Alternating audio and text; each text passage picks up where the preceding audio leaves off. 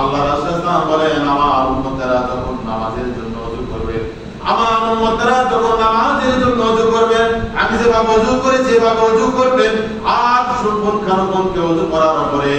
যখন কেউ কালেমা শাহাদা বাক্য পাঠ করবে, আশহাদু আল্লা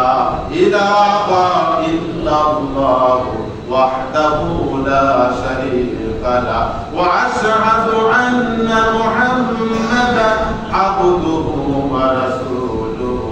আল্লাহ রাসূল বলেন আমার উম্মতেরা যারা ওযু করবে আমার মতো করার পরে 5 ওয়াক্ত সালাত আদায় করবে আর 5 ওয়াক্ত সালাতের জন্য ওযু করবে আর এইরকম শাহাদা বাক্য পাঠ করবেন, আল্লাহ রাসূল বলেন আবু বকর যে মর্যাদায় জান্নাতে যাবেন আমার উম্মতেরাও সেই মর্যাদায় জান্নাতে যাওয়ার সময় 8টা দরজা থেকে তাকে